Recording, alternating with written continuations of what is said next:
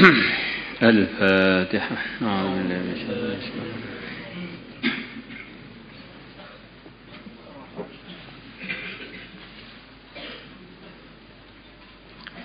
بسم الله الرحمن الرحيم. وخرج أبو الشيخ ابن حيان من طريق عبيد الله الزهر عن علي بن يزيد عن القاسم عن أبي أمامة رضي الله عنه قال قال رسول الله صلى الله عليه وسلم uritu aku ditampakkan. Ada yang memahami ini maksudnya di dalam mimpi. Ada yang mengatakan di selain mimpi ada kemungkinan itu waktu Mi'raj.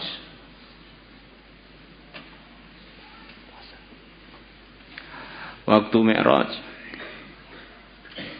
Yang mana di antara cerita-cerita dia waktu Mi'raj adalah ditampakkan kondisi surga dan kondisi neraka dan penghuninya. Nah itu neraka surga kan penghuni-penghuninya dihisab aja belum.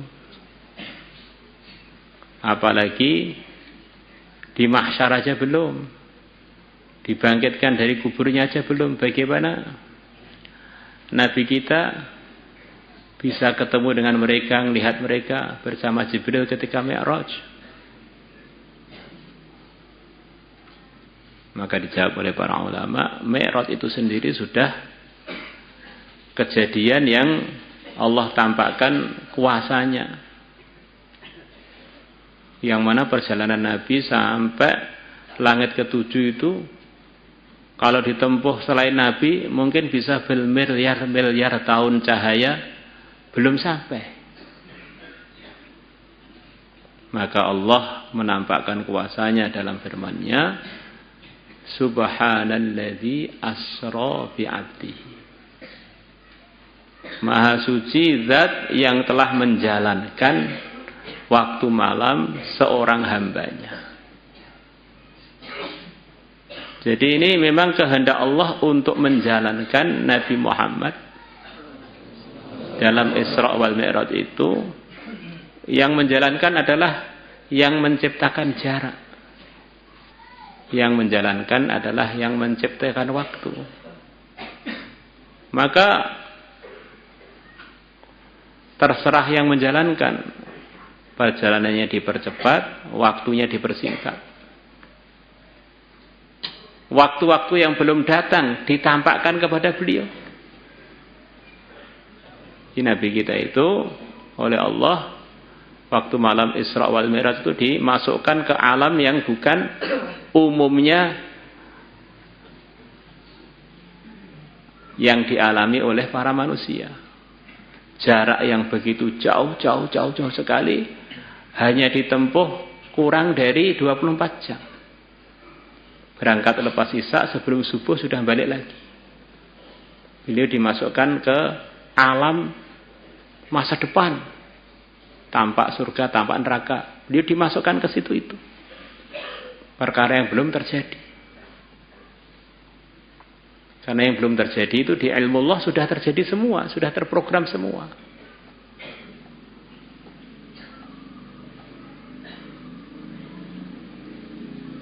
Seperti umpamanya ada sebagian pendapat bahwa bayi-bayi itu sebagian dimasukkan di neraka. Padahal dia belum punya dosa. Padahal dia belum mukallaf. Allah yang menciptakan bayi Maha tahu. Bayi ini walaupun bayi, tapi ini kotor, tidak layak untuk dimasukkan surga. Seperti namanya kotoran ayam, walaupun kecil ya namanya aja kotoran ayam. Kalau dimasukkan di tempat yang begitu wangi, dimasukkan di tempat yang begitu mulia, nggak cocok lah wong kotoran ayam.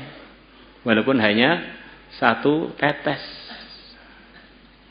Maka kotoran ayam ya dimasukkan ke tempat sampah yaitu neraka.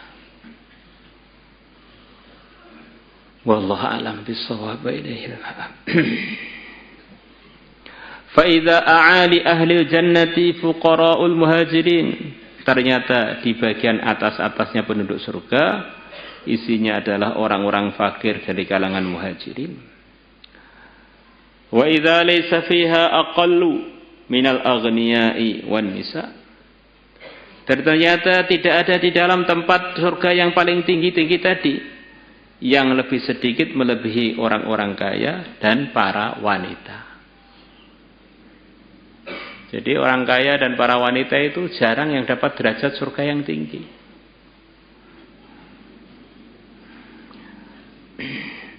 Faqila li, maka dikatakan kepada aku, kenapa kok yang di atas-atas itu para orang fakir dan orang kaya dan para wanita kok sedikit?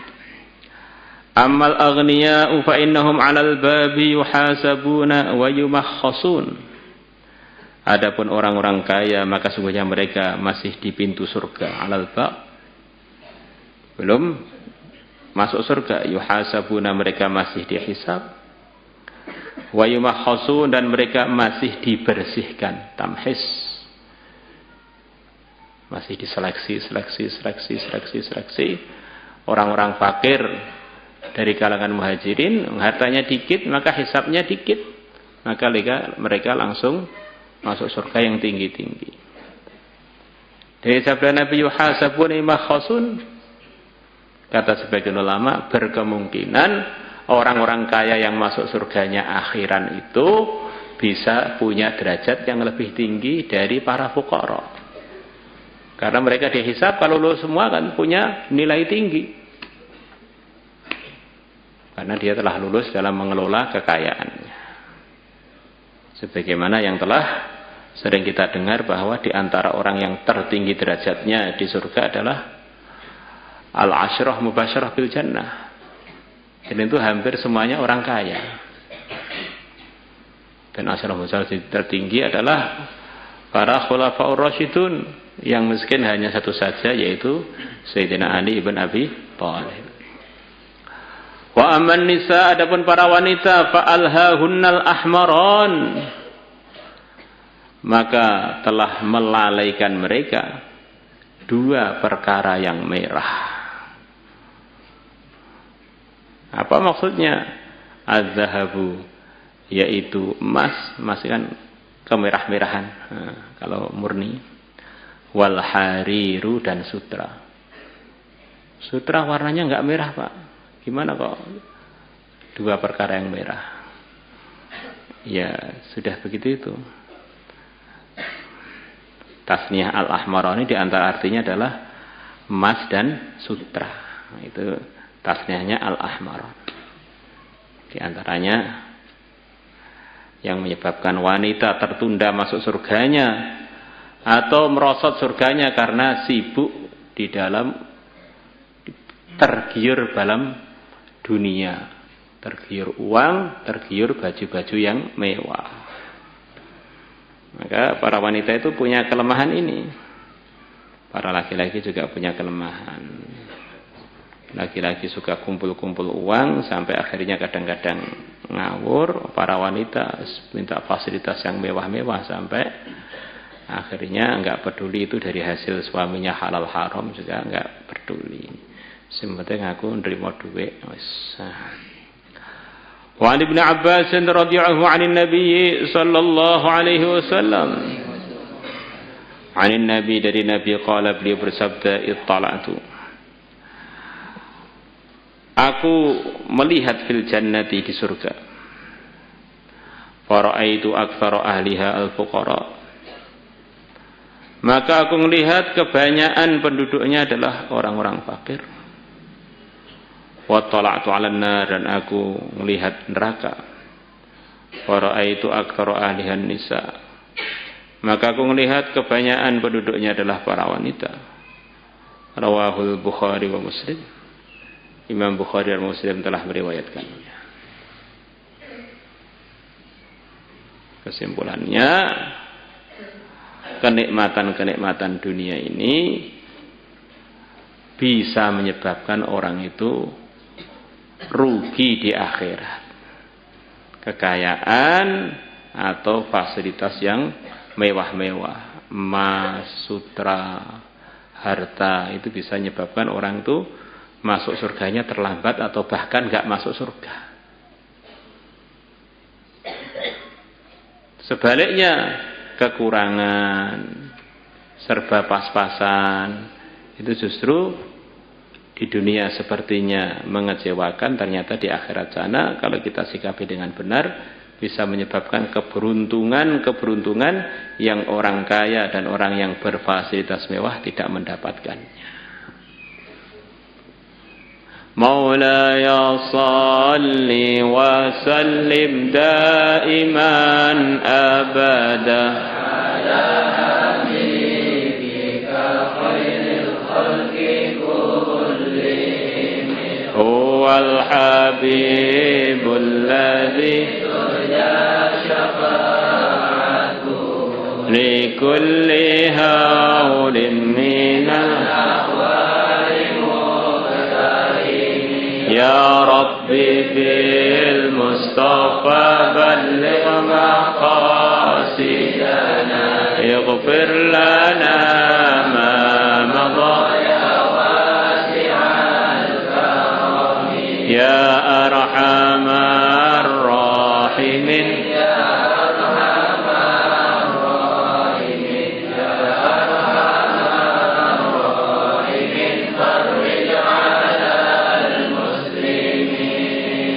يا عالم السر منا لا تهتك الستر عنا وآمنا واعف عنا وقل لنا حيث كنا نرد بك الأعداء من كل وجهة وفي الاسم نرميهم من البعد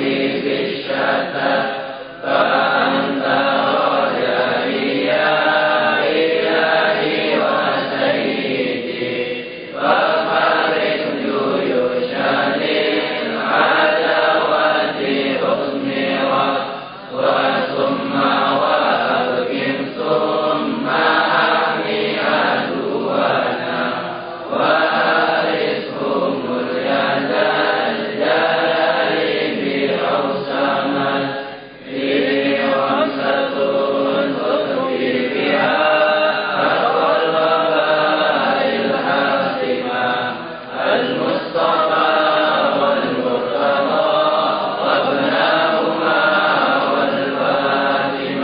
صلاة الله